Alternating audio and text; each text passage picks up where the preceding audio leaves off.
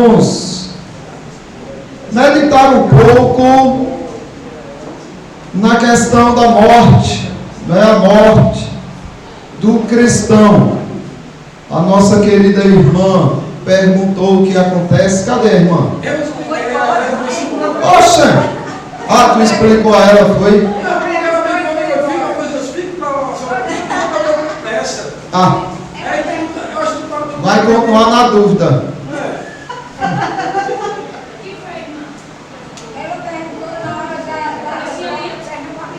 Na hora que ia começar o culto, ela perguntou, aquela senhora.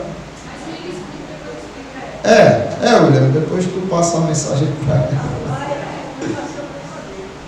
ela.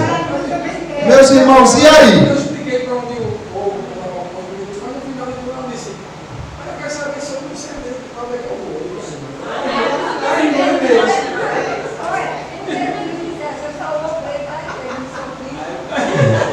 Então, eu vou estar lá com o bicho, aí quem sabe a gente se vê lá. Ela não queria saber para onde ia, ela queria saber como é que ia saber, porque ela não tem certeza. se muita gente tem dúvida, né, dessa questão de quando morre, o que é que acontece. Eu sei que os irmãos sabem que quando morre a gente vai habitar com o Senhor, o nosso espírito, né, nossa alma. Porém, temos que dar razão de nossa fé. Aonde a gente arranja argumento suficiente para deixar claro, porque a Testemunha de Jeová diz que a alma é aniquilada. Outros dizem que você fica dormindo, esperando o juízo final para poder acordar. E nós precisamos dar resposta a essas pessoas. E o que vocês diriam a respeito disso? Que texto você confirmaria que de fato estão vivos lá os irmãos? Outros dizem que isso nem existe, né? Outros dizem que será que acontece? Aí a gente tem estudos que provam que existe realmente outra vida. E aí, qual o texto, como você provaria biblicamente que quando morre se continua vivo e não dormindo ou é aniquilado? Vocês lembram de algum texto?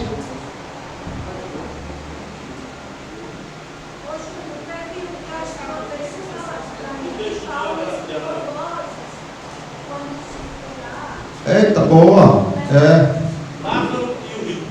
Lázaro e o rico também. O apóstolo Paulo, quando subiu ao terceiro céu, ouviu coisas inefáveis, não é, que não é lícito contar ao homem. Tem o rico e Lázaro, e tem também o que Jesus Cristo disse, não é?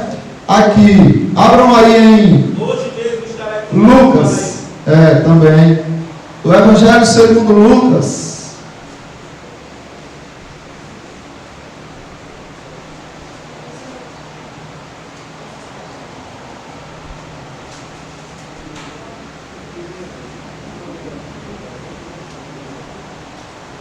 O versículo 38, vejam o que diz aí. Capítulo 20 de Lucas, o Evangelho segundo Lucas, capítulo 20.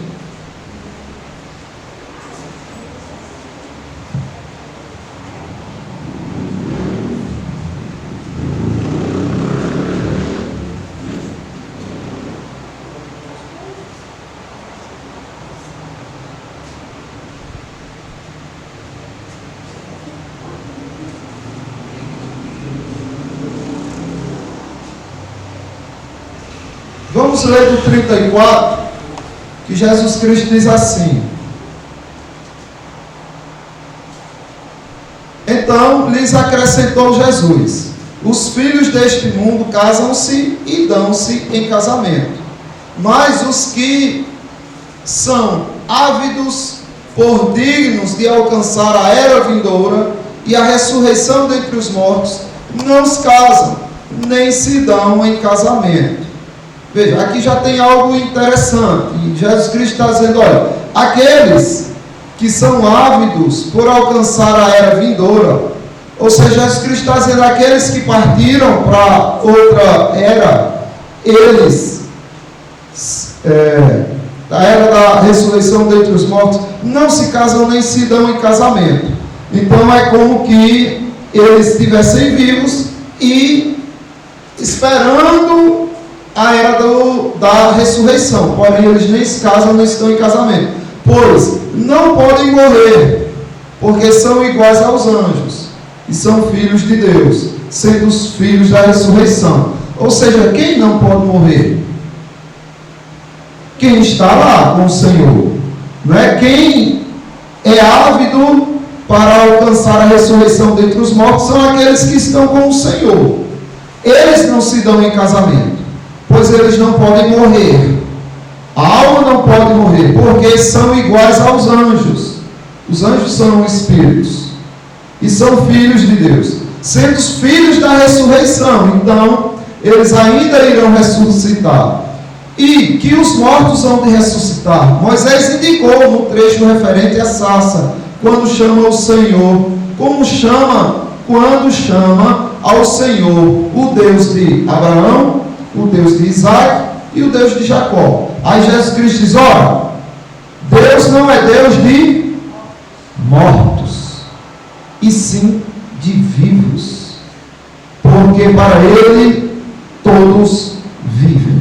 Então aqueles que estão com Cristo estão vivos, tem nenhum morto. Agora, quando se fala do corpo, aí é outra história. O corpo, quando você vê falando do corpo, abram aí Tessalonicenses, 1 Tessalonicenses, capítulo 4. A gente vai ler o versículo 13. Aqui está falando do corpo. Sempre que a gente lê algo referente à vida do crente depois da morte ou quando morre, a gente tem que identificar do que o apóstolo Paulo está falando. Se ele está falando dessa esfera terrena, né, dessa dimensão terrena, ou se ele está falando de uma dimensão celestial.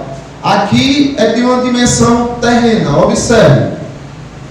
1 Tessalonicenses, capítulo 4, versículo do 13 por diante.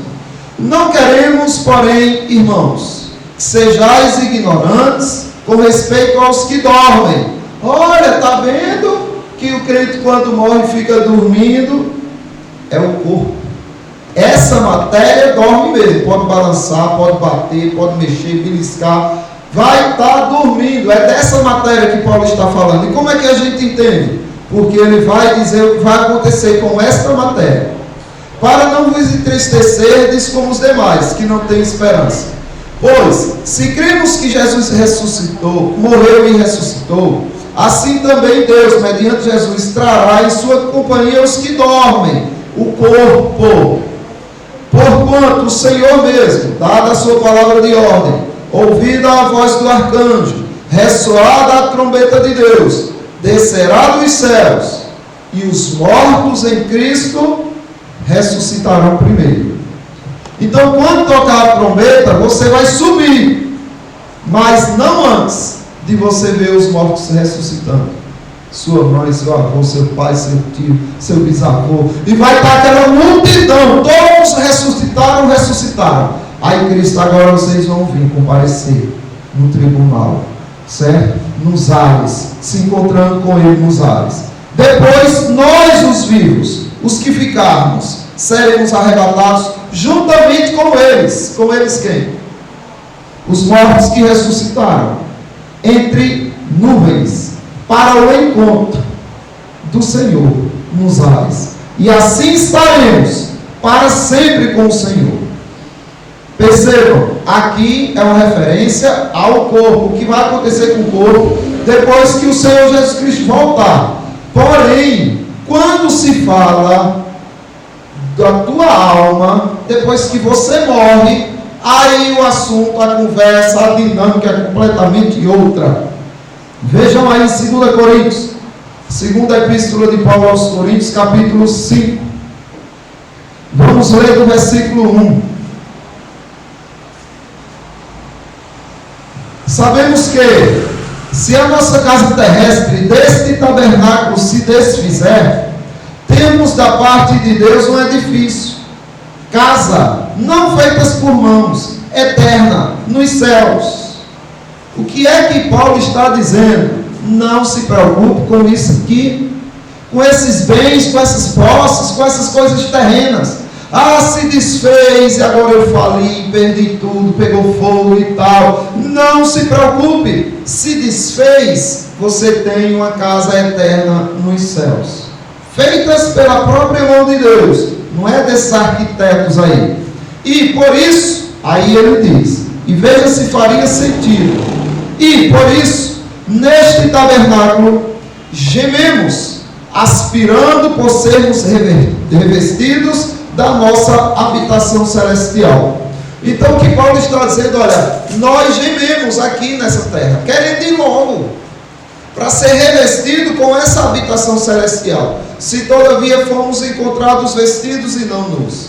Pois, na verdade, os que estamos neste tabernáculo gememos, angustiados, não por querermos ser despidos, mas revestidos, para que o mortal seja absolvido pela vida. Não é que esse corpo mortal vai ser absolvido pela morte. Sim, a matéria, porém você será absolvido pela vida. Sua alma encontrará a vida em Cristo.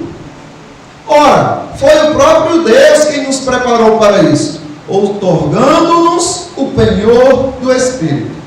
Temos, portanto, sempre no ânimo, sabendo que, enquanto no corpo, como é que nós estamos? Enquanto a gente está no corpo, qual é a nossa condição? Vivos. Tudo bem, mas o texto diz o quê? Enquanto nós estamos no corpo, a nossa condição é qual? Ausentes do Senhor. Como assim? Não. Como assim, ausentes do Senhor, enquanto a gente estiver nesse corpo? Porque estamos na terra, e o Senhor está onde? No céu, na glória. Ele está aqui, está, mas não é disso que se trata. É o encontro, face a face ali, Senhor. Entendeu? É isso. Nós estamos ausentes do Senhor enquanto estamos nesse corpo. Agora, visto que andamos por fé e não pelo que vemos, entendeu? Ou seja, já que a gente vê pela fé, já que a gente vive pela fé e não estamos vendo o Senhor face a face, então nós estamos ausentes. Entretanto, estamos em plena confiança, preferindo o quê? Deixar o corpo para quê? Para que a gente quer deixar esse corpo? Para habitar com o Senhor.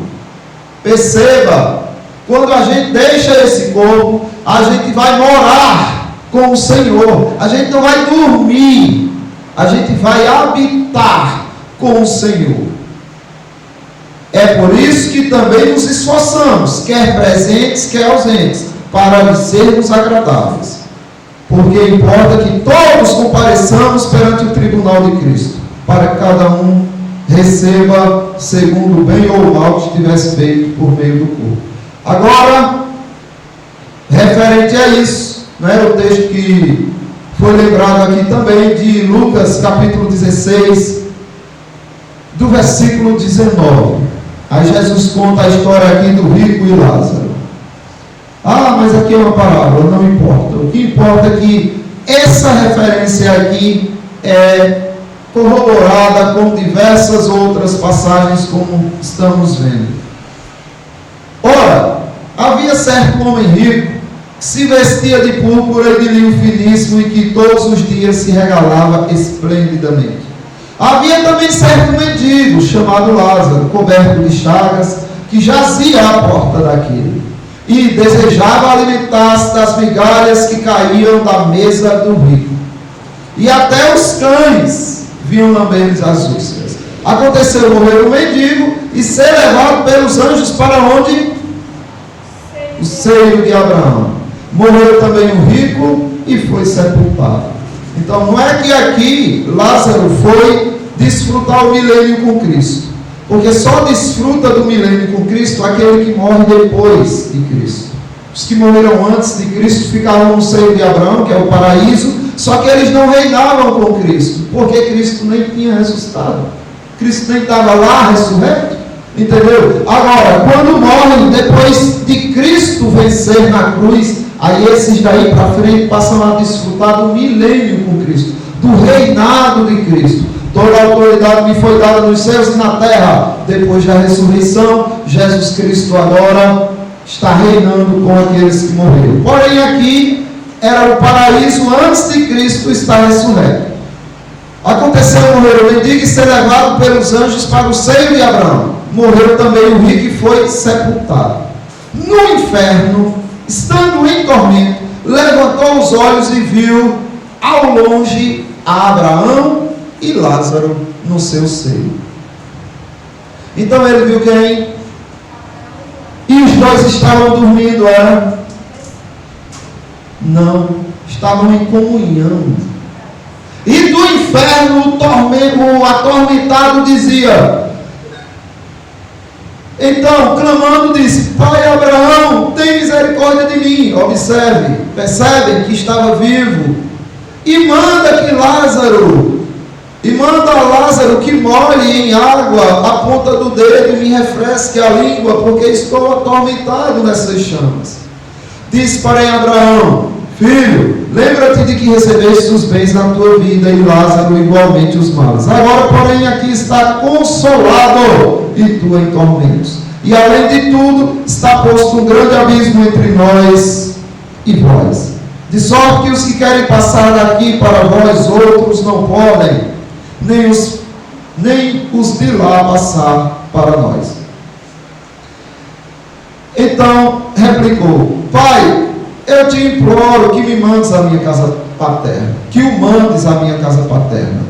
Então, aqui você observa que há um diálogo, eles estão vivos, e ainda tem uma referência de que quem está no inferno consegue ver quem está no céu, e quem está no céu consegue ver de quem está no inferno.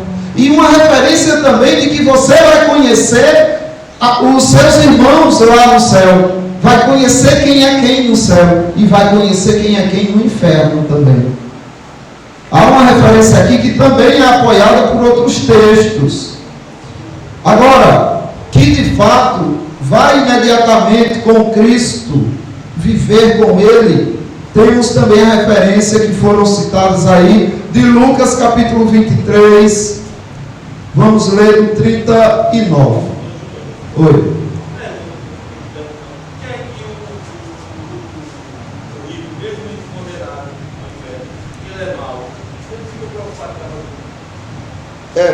Assim, não, mas pode ser agora. No inferno não vai haver pecado. No inferno a única coisa que vai haver é pessoas arrependidas. Separadas, arrependidas. Mas no inferno só vai ter gente arrependida do que fez. Porém, sem jeito mais. Não tem mais volta. E ele, lembrando, pede que faça-se alguma coisa pelos que estão fora. Não é? Tipo, olha, eu não quero que eles sofram o que eu estou sofrendo aqui. Se eu estou arrependido, eles também estão arrependidos. Então, esse negócio de que no inferno vai ter gente xingando, demônio furando pessoas, não tem. Tanto os demônios vão estar gemendo lá, quanto os perdidos. Não, o queimar no fogo, tanto pode ser literal, Deus pode fazer isso, queimar essas pessoas de maneira que eles não morram, só sintam a dor, porque vão estar com o corpo, assim, no sentido de não é mais o corpo que morre e tal. No inferno não vai ter como morrer mais. E ali a segunda morte é o tormento eterno. Pode ser um calor muito intenso, como pode ser também simplesmente o fato de que é a ausência de Deus. O que é que traz algum refrigério para o mundo? É a graça de Deus sobre os eleitos que acabam alcançando em sentido de refrigério os ímpios. Os ímpios, eles desfrutam do sol, da lua, do ar, de tudo que é bom. Agora, tirando a graça de Deus, só fica doença, tormento psicológico, tudo quanto é de ruim. E aí Deus tira a sua graça e só ficam as dores, os tormentos. Aí veja só o que Jesus Cristo diz. Lucas capítulo 23, no 39. Um dos malfeitores crucificados blasfemava contra ele, dizendo: não és tu o Cristo? Salva-te a ti mesmo e também a nós. Respondeu-lhe, porém, o outro, repreendeu-o, dizendo: nem ao menos temes a Deus, estando sob igual sentença. Nós, na verdade, com justiça, porque recebemos o castigo que nossos atos merecem. Mas este nenhum mal fez. E acrescentou: Jesus, lembra-te de mim quando vieres no teu reino. Então, a mentalidade que muitos têm de que o corpo dorme juntamente com a alma era a mentalidade deste criminoso arrependido. Ele diz: Senhor, quando o Senhor voltar na sua segunda vinda, não se esqueça de mim. Aí Jesus Cristo corrigiu essa distorção teológica. E Jesus Cristo diz: em verdade te digo que hoje estarás comigo no paraíso.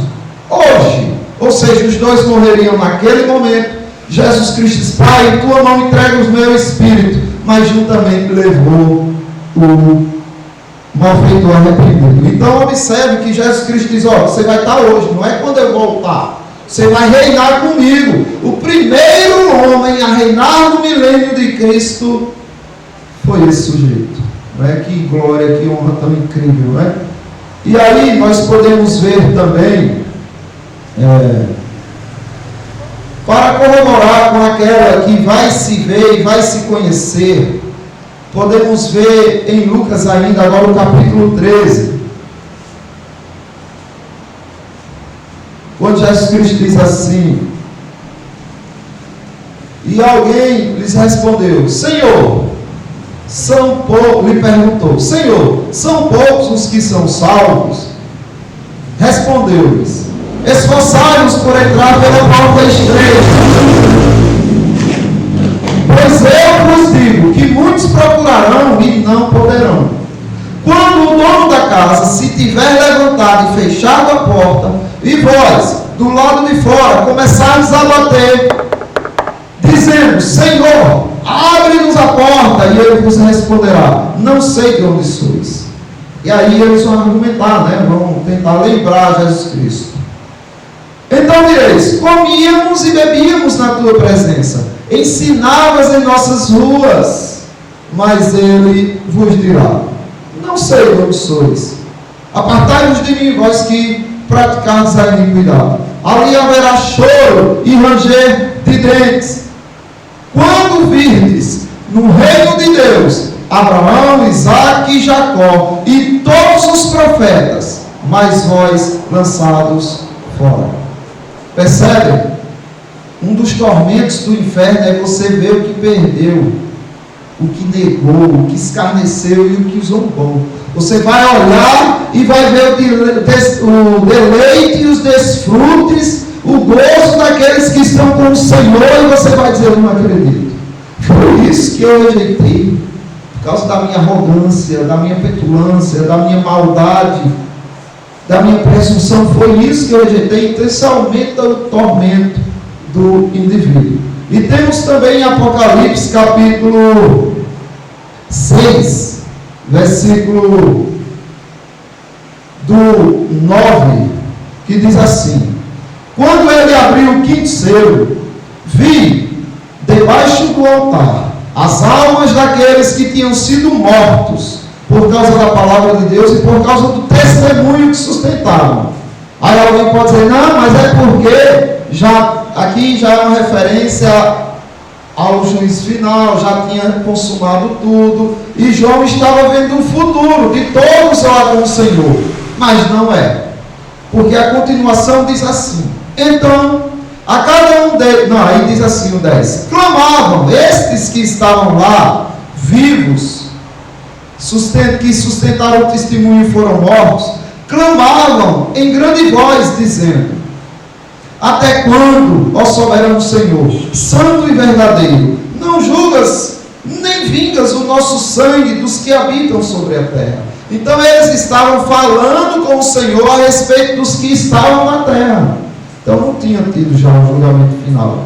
Então a cada um deles foi dada uma vestidura branca e lhes disseram que repousasse ainda por um pouco de tempo, até que também se completasse o número dos seus conservos e seus irmãos que iam ser mortos, como igualmente eles foram. Quando o último eleito morrer, aí consumes tudo, e o Senhor vinga os seus filhos. É por isso que o apóstolo Paulo deseja tanto estar com o Senhor.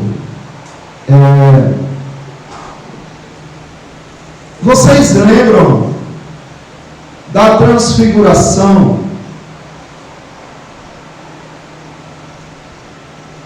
Abram aí em Lucas capítulo 9, do versículo 29. Vamos ler o 28. O Evangelho segundo Lucas, capítulo 9, do 28. Cerca de 8 dias depois de proferidas estas palavras, tomando consigo Pedro, Tiago e João, subiu ao monte com o propósito de orar. E aconteceu o quê? Enquanto ele orava, a aparência do seu rosto se transfigurou e suas vestes resplandeceram de brancura. E eis 2 varões falavam com ele. Quem era? Moisés e Elias. Vivinhos da Silva, não estavam dormindo. Desceram, o céu desceu, envolveu o monte e ali estavam os 3 conversando. Moisés representando que a lei testemunhava de Cristo, Elias representando que os profetas testemunhavam de Cristo, e os quais apareceram em glória e falavam da sua partida, que ele estava para cumprir em Jerusalém. Pedro e os demais companheiros achavam-se premidos de sono, mas conservando-se acordados, viram a sua glória e os 2 varões que com ele estavam.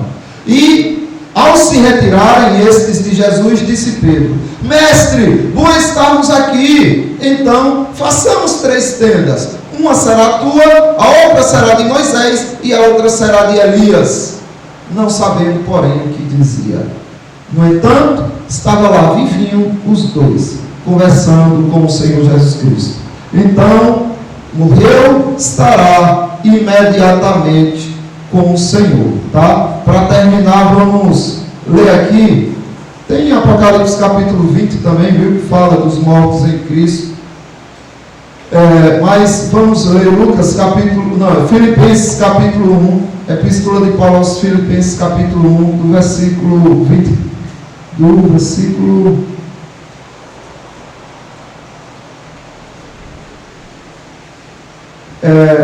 20.